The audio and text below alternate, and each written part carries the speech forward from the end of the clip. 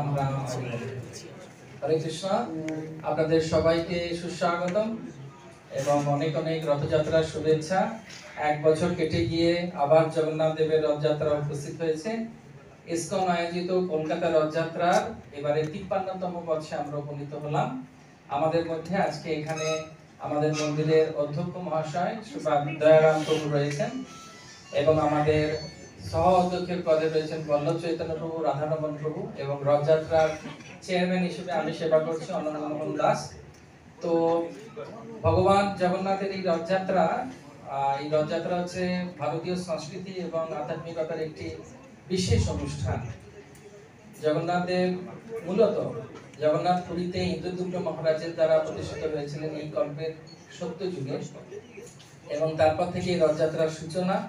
জগন্নাথ, বলদেব, সুভদ্রা এবং সুদর্শন প্রতি বছর এই আষাঢ় মাসে ভগবানের এই রথযাত্রা যে নন্দী ঘোষ যাত্রা রূপে সারা পৃথিবীতে প্রসিদ্ধ এবং এই রথযাত্রা ইসকন প্রতি বছর করে এবং এর সম্পর্কে প্রভুপাদ যে রথযাত্রা শুরু করেছিলেন আমি অনুরোধ করব দয়ারাম প্রভুকে সে সম্পর্কে বলার জন্য। সরস্বতী দেবী গৌরবাণী প্রচারিণে निर्विशेष शून्यवादी पाश्चात्य देशकालिने नीलाचल निवासाय नित्याय परमात्मने बलभद्र सुभद्राभ्यां जगन्नाथाय नमः।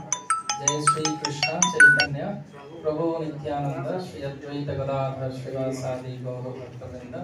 हरे कृष्णा कृष्ण 22 লক্ষ 20 লক্ষ লোক পুলিশের এস্টিমেট অনুসার এতে যোগদান করেছিলেন। আমাদের ইচ্ছা আছে কি কলকাতা প্রত্যেক বাসিন্দা এর যোগদান করুক, এর আকার আর বৃহৎ হোক, আর এই জন্য আপনার সবাই সহযোগ কোঅপারেশন কামনা করছি। হরে কৃষ্ণ। ধন্যবাদ। শিল প্রভুপাদ কলকাতার ছেলে, ওনার জন্ম হয়েছিল এমজি রোড, জন্ম হয়েছিল দক্ষিণ কলকাতায়, কিন্তু বড় হয়েছিলেন মহাত্মা গান্ধী রাস্তা। আর ছোটবেলায় শিশু অবস্থায় উনি রথযাত্রা উৎসব পালন করতেন।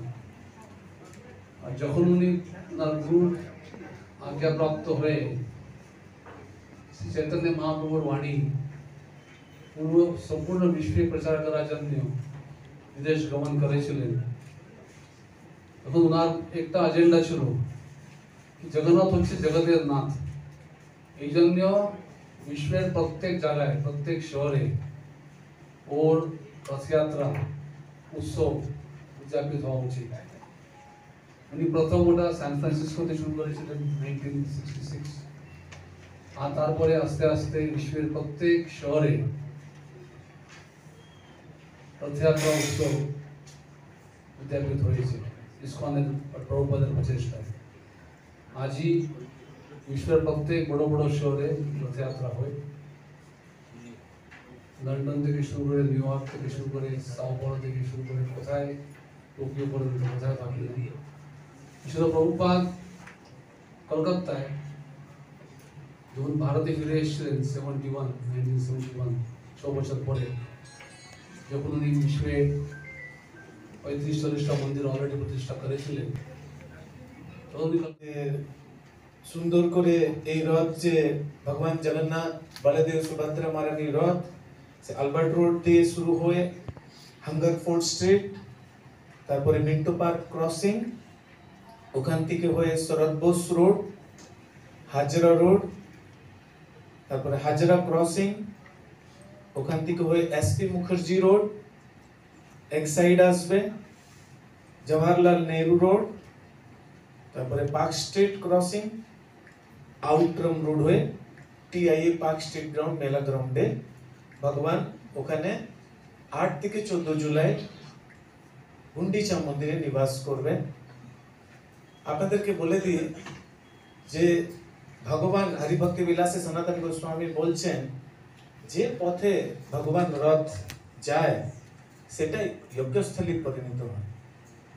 খুব বিশেষ যে রথ ভগবানে বেরোচ্ছে সে আমাদের পরম সৌভাগ্য।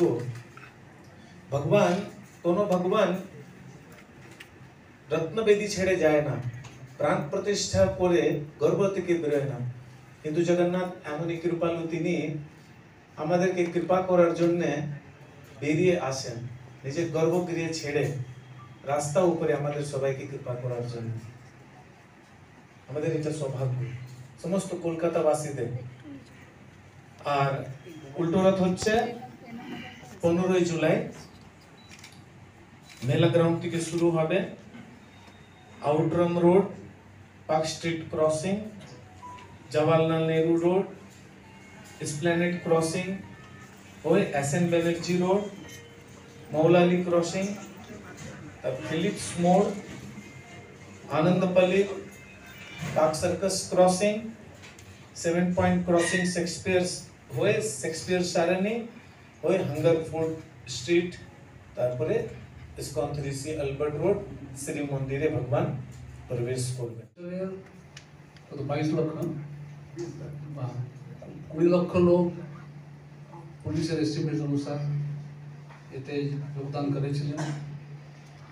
আমাদের ইচ্ছা আছে কি কলকাতা প্রত্যেক বাসিন্দা এর মধ্যে যোগদান করুক, এর আকার আর বৃহৎ হোক। আর এই জন্য আপনার সবাই সহযোগ, কোঅপারেশন কামনা করছি। হরে কৃষ্ণ।